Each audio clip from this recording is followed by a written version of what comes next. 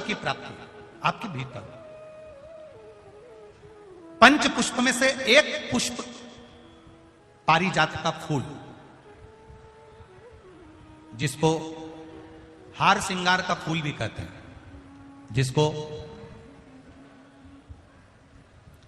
शिडली का फूल भी कहते हैं। हार श्रृंगार का फूल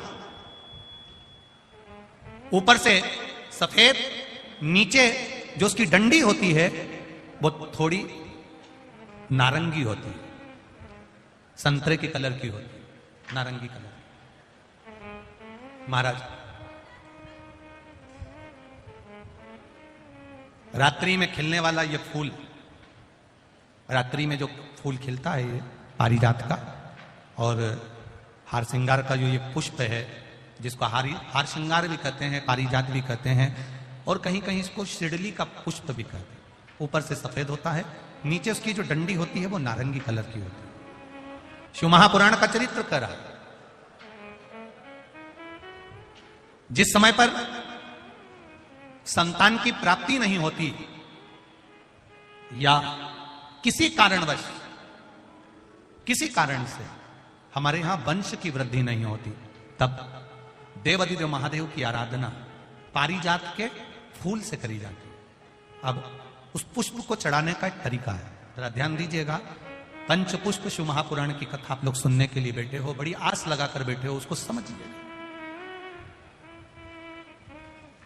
पारिजात का जो फूल शिव जी को चढ़ता है, भगवान देवाधिदेव महादेव को चढ़ता है, जैसे ये शिवलिंग है, मान लो ये शंकर भगवान का शिवलिंग है, ये जलाधारी है, ये जल नीचे गिरने का स्थान।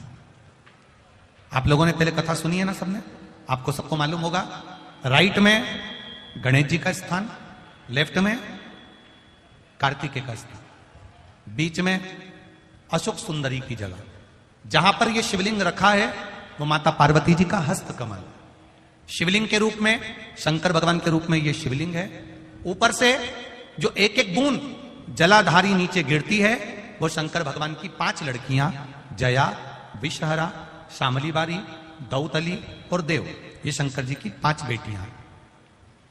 वंश वृद्धि के लिए, कार्य सिद्धि के लिए, वैभव प्राप्ति के लिए, या अपने हृदय की सुख समृद्धि के लिए, संतान प्राप्ति के लिए पारिजात हार श्रृंगार के फूल की शिव जी को आराधना होती है।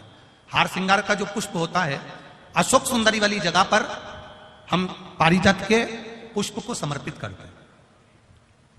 उसकी डंडी का जो मुख है वो शिवलिंग की ओर होता है जब अपन अशोक सुंदरी पर चढ़ाते हैं, और फूल का मुख इधर होता है।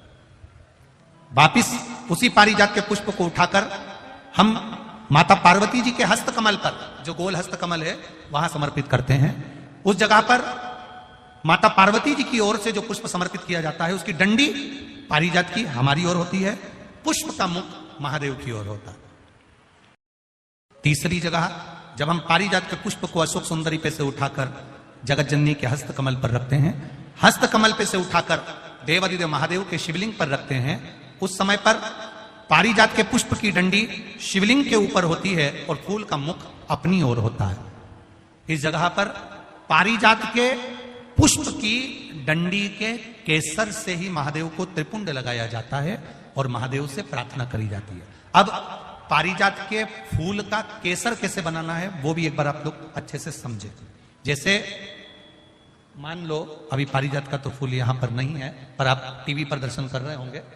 पारिजात पुष्प की जो पीछे की डंडी होती है, फूल सफेद और पीछे जो डंडी होती है नारंगी कलर की, केसरिया कलर की, उसको तोड़ लिया जाता है।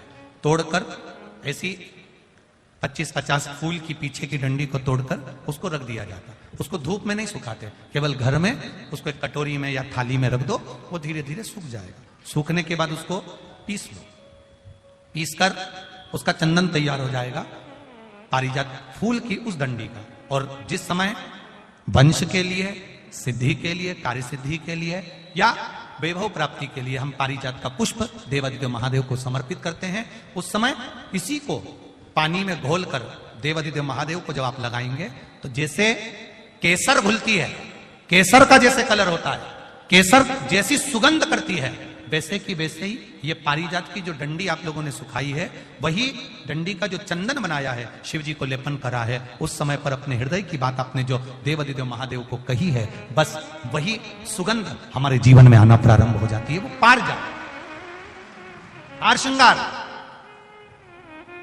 अब जरा ध्यान दीजिएगा, हार श्रृंगार के पुष्प, पारिजात का जो पुष्प है, सोमवार की अष्टमी पड़ने पर यदि हम देवादिदेव महादेव की पारिजात के फूल से आराधना करते हैं, स्मरण करते हैं, तो उसका फल भी हमें अधिक प्राप्त होगा। पारिजात का पुष्प, हम तो यहां तक कहेंगे अगर आपके यहां हार श्रृंगार का पेड़ लगा हो, पारिजात का पुष्प यदि आपके यहां होता हो, रात को खिलता है, सवेरे मिलता है, ऐसा पारिजात का अगर वृक्ष आपके यहां लगा हो तो प्रयास कर लें। 12 महीने शिवरात्रि आती है, बोलो आती कि नहीं आती? आती है ना 12 महीने। 12 महीने शिवरात्रि आती है। कैलेंडर पर एक गोला बनाकर रख देना कि हमको ये शिवरात्रि आई है, हर महीने की शिवरात्रि तुम्हारे ध्यान में रहेगी। एक पारिजात का पुष्प, हार श्रृंगार का पुष्प, एक अगर देवादिदेव महादेव को आपने चढ़ाना चालू कर दिया, समर्पित करना प्रारंभ कर दिया, तो आपको पीछे पलट कर देखने की जरूरत नहीं पड़ेगी, महादेव हाथ पकड़ ही रहता। पारिजात का पुष्प शिव को समर्पित।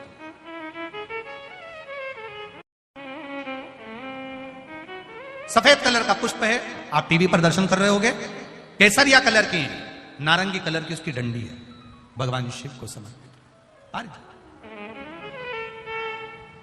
जब हम देवादिदेव महादेव को जल समर्पित करते हैं, भगवान शंकर को जब हम जल चढ़ाते हैं, उस समय पर भी भगवान को, अगर तुम्हारे पास में थोड़ा सा पारिजात की जो डंडी है सुखाई है, आपने पारिजात फूल के नीचे की जो डंडी है उसको तुमने सुखाकर अगर चंदन बनाया है, तो वो चंदन आप प्रतिदिन भी देवादिदेव महादेव को समर्पित कर सकते हो। पारिजात पुष्प।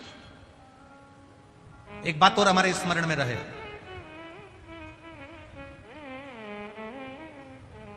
भगवान शिव को जो ये 5 तरह के पुष्प समर्पित करे जाते हैं, इन पुष्पों की डंडी जो पीछे लगी होती है, इसको तोड़ा नहीं जाता शिव जी को चढ़ाते समय, इसका स्मरण आपको रहे। 3 शिवालय ऐसे हैं जहां पर पारिजात के पुष्प को समर्पित कर देने से, भगवान शंकर को अगर पारिजात का पुष्प समर्पित किया जाता है तो मनवांचित फल की प्राप्ति होती है।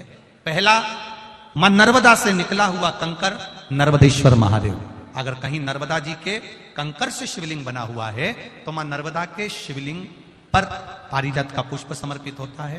दूसरा, जो शिवालय एकांत में हो, एकांतेश्वर महादेव जो एकांत में बैठे हो, भले ओटले पर बैठे हो, अकेले बैठे हो, एकांत में बैठे हो, वो एकांतेश्वर महादेव पर भी पारिजात का पुष्प समर्पित कर देने से, अगर कोई अदालत का कोर्ट केस होता है तो बाबा देवादिदेव महादेव का मात्र पारिजात पुष्प का स्मरण या उसको समर्पित कर देने से भी फल की प्राप्ति होती है। तीसरा, ऐसा शिवालय जो नदी के तट पर हो, सरोवर के तट पर हो, कुंड के तट पर हो, बावड़ी के तट पर हो, कुएं के तट पर हो। आप सब लोग तो ग्रामीण क्षेत्र के निवासी हैं, और जितने लोग भी कथा सुन रहे हैं आस्था चैनल पर, फेसबुक, यूट्यूब पर, सबके स्मरण में होगा, पहले हमारे जो पूर्वज होते थे वो कुआं बावड़ी के पास में शंकर जी का शिवलिंग रख देते थे। ध्यान में होगा, जिसको स्मरण में होगा उसको मालूम होगा। शिवलिंग लाते थे और जहां कुआं होता था, बावड़ी होता था, तालाब होता था, नदी होती थी, उसके तट पर, उसके पास में शिवलिंग रख देते थे। कारण क्या है? किसी जलाशय, कुआं, बावड़ी, तालाब, नदी, सरोवर, इसके पास में जो शिवलिंग होता है, उस शिवलिंग को बहुत सिद्ध करने की जरूरत नहीं होती। स्वयं गंगा मैया उस कुंड बावड़ी के रूप में रहकर शिवलिंग को सिद्ध कर देती है और वहां स्वयं विराजमान हो जाती है महाराज। वहां पर भी यह हार श्रृंगार, पारिजात का पुष्प शिव को समर्पित किया जाए। 3 जगह ऐसी है जहां कभी मौका मिल जाए और तुम्हारे पास में पारिजात का फूल हो और कहीं तुम्हें मिल गया, तुमने आज्ञा ले ली, हम ये पुष्प ले लें क्या, और लेकर अगर आपने चढ़ाया है तो उसका फल जरूर मिलेगा। पारिजात, हार श्रृंगार का पुष्प। चंदन भी प्रयोग कर सकते हो, चंदन। महाराज शिव पुराण कर रहे